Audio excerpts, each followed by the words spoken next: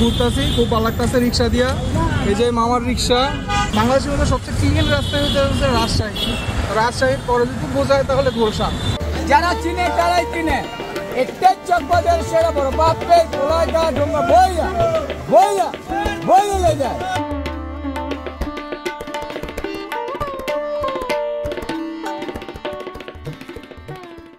তো হ্যালো বন্ধুরা, আজকের ব্লগে আমরা ঢাকা শহর ঘুরতে আসছি, আপনাদেরকে দেখাইতে আইছি। তো দেখতে থাকেন আজকে আমাদের ব্লগটা, অনেক ভালো লাগবে আপনাদের।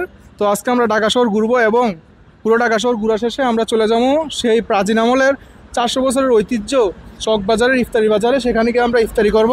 তো চলেন যাওয়া যাক। তো সর্বপ্রথম আমাদের ব্লগটা যে জায়গা থেকে শুরু করবো সেটা হইতেছে মেট্রোলে আমি কখনো উঠি নাই, তো আমার জন্য নতুন এক অভিজ্ঞতা আপনাদের মাঝে শেয়ার করবো। তো সেই জন্যই আমরা টিকিট কাউন্টার থেকে 2টা টিকিট নিয়ে নিলাম। একটা হইতেছে আমার জন্য, আরেকটা হইতেছে আমার বড় ভাইয়ের জন্য। আর এখন টিকিটগুলো দিয়ে আমরা ভিতরে প্রবেশ করবো, চলেন। তো ফাইনালি আমরা মেট্রোলে চলে আসছি, মেট্রোল স্টেশনে। তো আমরা এখন মেট্রোলে উঠবো। তো চলেন। মেট্রোল চালু হয়েছে প্রায় 2 বছর হয়ে গেছে, কিন্তু আমি অন্তত উঠি নাই গে। তো এই জন্য খুবই এক্সাইটেড। তো চলেন দেখা যাক, মেট্রোলে উঠি আর মেট্রোলের জার্নিটা কিরকম হয় আপনাদেরকে দেখাই। প্রায় হাইটে 3 তলা পর্যন্ত যাইতে হবে আমাদের, তারপরে আমরা ট্রেনে দেখা পাবো। তো এই যে এখানে অনেক লোক দাঁড়ায় আছে ট্রেনের অপেক্ষায়। তো কিছুক্ষণ অপেক্ষা করতে করতে আমাদের মেট্রোলটা চলে এসেছে। তারপর আমরা ভিতরে প্রবেশ করলাম, আর ভিতরে প্রবেশ করার পর নিজের ভিতরে আলাদা একটা অনুভূতি কাজ করতেছে। তো খুবই আনন্দের বিষয় যে আমাদের দেশে মেট্রোল আছে। তো ভিতর থেকে কিন্তু আপনারা খুব সুন্দর একটা ভিউ পাবেন ঢাকা শহরের, যেটা কিনা আমি উপভোগ করতেছি। প্রায় 100 কিলোমিটার গতিবেগে চলতেছে আমাদের স্বপ্নের মেট্রোল, যেটা কিনা ভিতর থেকে বোঝা যায় না। আর এক স্টেশন থেকে আরেকটা স্টেশনে যাইতে বেশিক্ষণ সময় লাগে না, আর কখন যে আমাদের স্টেশনে চলেছে সেটা বুঝতেই পারলাম না। আর ঢাকা শহরের মানুষের সময়ের মূল্যটা দিতে পারবে স্বপ্নের মেট্রোল, এটাই আশা করা যায়। তো আজকের মেট্রোল জার্নিটা কিন্তু খুবই সুন্দর হয়েছে আমাদের। আসলে আমার দুর্ভাগ্য যে আমি 2 বছরের ভিতরে অন্তত মেট্রোলে উঠতে পারি নাই। 2 বছর ধরে চালু হয়েছে, আজকে উঠলাম। নিজের সৌভাগ্য মনে হইতেছে, কারণ দেশ যেন কতটা উন্নত হইতেছে আসলে না আসলে বুঝতে পারবেন না, আসলে আসতে হবে। আর এখানে এতটাই লোকজন এখানে আপনার সার্ভিস দিয়ে থাকে এই মেট্রোলে, অনেক অনেক মানুষের সময় বাঁচে এই মেট্রোলের কারণে। তো আজকের মেট্রোলের জার্নিটা অনেক ভালো হয়েছে। তো এখন আমরা চলে যাব আরেকটা জায়গায়। আজকে আপনাদেরকে বলছি পুরো ঢাকা শহর আজকে ঘুরাবো। তো চলেন দেখা যাক। তো আমরা বের হয়ে যেতেছি এই যে এখান দিয়া। তো বের হওয়ার পর এখন আমরা চলে যাবো গুলশানের দিকে। আচ্ছা, মোটর একটু সামনে যাবো। হ্যাঁ, এটা কি গুলশান যাইবো? হ্যাঁ, গুলশান 2 কিন্তু কয়টা? হ্যাঁ। তো আমরা এখন আছি বাংলাদেশের সবচেয়ে ধনী এলাকা গুলশানে। তো গুলশানে আসলে আপনারা উঁচু উঁচু ভবন দেখতে পারবেন। এই যে কি রাজকীয় ভবন, মানে এখানে যে কে থাকে মানে বোঝা একদম দায়।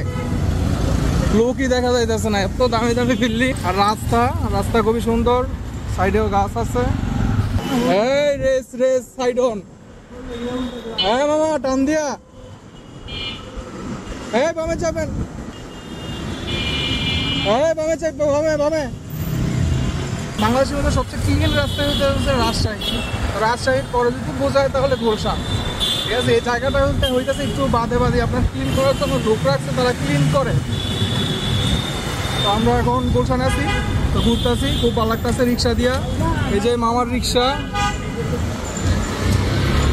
আর এই রুট দিয়ে সব দামি দামি গাড়ি চলাফেরা করে, সব বড় লোকদের বসবাস। আপনারা তো বলছি, আমরা বইলা উঠছি না আপনারা। আমি কই আইছি তো ভাই, এত কাপজাপ করেন এই যে যাইতেছেন তো, যান একটু যান। আপনার টাকা লাগলে আপনার টাকা দিব, আপনার সমস্যা কি? তাহলে বেশি বলে না করলেন নাকি আপনি? এই যে হচ্ছে গুলশান সিটি। আপনার গাড়ি লয়ে যাইতে পারবেন না, সমস্যা এটাই। আমি কথা লয়ে এলাম, আর কি এতাম কোন আমার ওগুলো তো আমার রিস্ক নেওয়া। আর বাবা এই সিঙ্গেল দেখে আমি গাড়ি কাম তাকে ঢুকে আমাকে লোকে লাভ মানে আমি এন্ডা আইলে তো আমার প্রচুর রাস্তা আমার একজন এন্ডা আমি দিতে দাম কি করতে এন্ডাই আইতে পারি আমি। কত দূর রাস্তা না দাও দাও, গ্যাঞ্জাম করানোর দরকার না। আমরা কি বলছি আমরা এই যে আপনি এতগুলা হুদাহুদি কিন্তু এতগুলা কথা বলাইছেন, ঠিক আছে? আচ্ছা যান। গুলশানে এসে রহমতের বৃষ্টি, রমজান মাসের আমরা গুলশানে এসে পৌঁছাইছি আর বৃষ্টি শুরু হয়েছে। প্রথম হালকা হালকা ফুটা ছিল, এখন মূলত বৃষ্টি বাড়তেছে। এই যে মানে রাস্তাঘাটে যে ভিজতেছে। হ্যাঁ, চকবাজার পুরান ঢাকার কত? পুরান ঢাকার চকবাজার ওই যে ইফতারি বাজার আর কি। হ্যাঁ হ্যাঁ, নামাই দিবা। কয় টাকা? 500 টাকা। কি কয়? 500? 250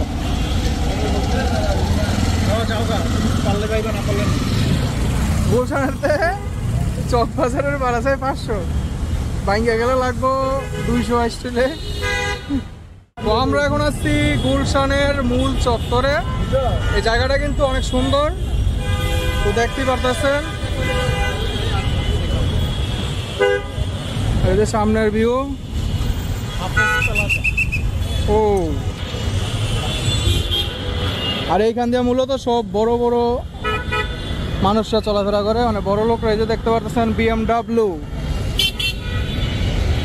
মানে এখানে কিছুক্ষণ দাঁড়ায় থাকলে আপনারা রোলস রয়েসেরও দেখা পাইতে পারেন। এখানে সব বড় লোকদের বসবাস এই গুলশানে। আর উঁচু উঁচু বিল্ডিং দেখতে পারতেছেন। এই যে বিল্ডিং কয়তলা, গনতে গনতে আধা ঘন্টা লাগবে।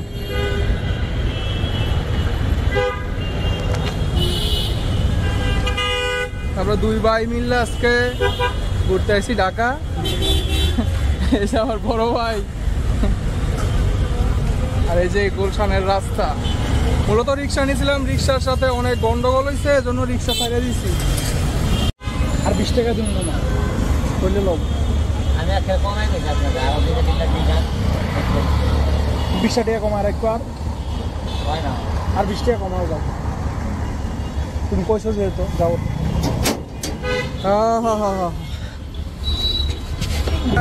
গুলশান থেকে আমরা একটা সিএনজি ভাড়া করলাম, ডাইরেক্ট একদম পুরান ঢাকার চকবাজারের ইফতারি বাজারে নিয়ে নামাই দিব 280 টাকা।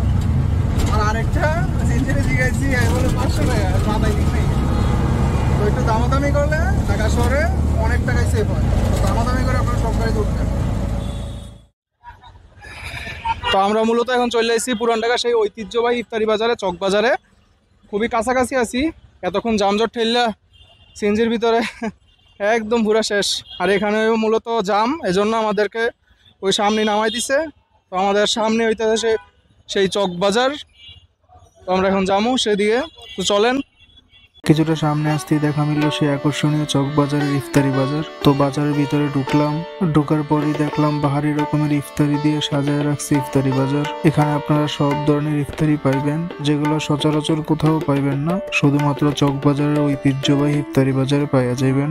তো আমি ইফতারি বাজারে আইছি সেই ঐতিহ্যবাহী খাবারের সন্ধানে, যেটা হইতেছে বড় বাপের পোলায় খায় আর শিক্ষিত কাশির লেগ পিস দেখতে। তো চলেন। যাদের মুখে হাসি তারাই খাবেন শিক্ষিত কাশি। এই যে স্কুলে আশেপাশে বড় হয়েছে, যারা চিনে তারাই কিনে। এটা চকবাজার সেরা বড় বাপের পোলায় গা ঠোঙ্গা বইরা বইরা বইলে যায়।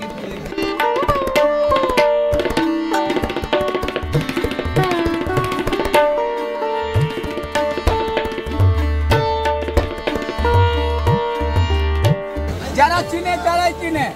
এটা চকবাজার সেরা বড় বাপের পোলায় গা ঠোঙ্গা বইরা বইরা বইলে যায়। বড় বাপের পোলায় গা ঠোঙ্গা বইরা বইলে যায়। তো ফাইনালি আমরা ইফতারি বাজার থেকে চলে যেতেছি গা, কারণ এখানে প্রচুর পরিমাণে লোকজনের চাপ। তো সেই কারণেই চলে যেতেছি। তো এখানে ইফতারি করা হইল না, আবারও কোনো একদিন আইলে ইফতারি করবো। তো আজকের ভিডিওটা এই পর্যন্তই। সবাই ভালো থাকবেন, আর ভিডিওটা ভালো লাগলে লাইক সাবস্ক্রাইব করে দিন প্লিজ।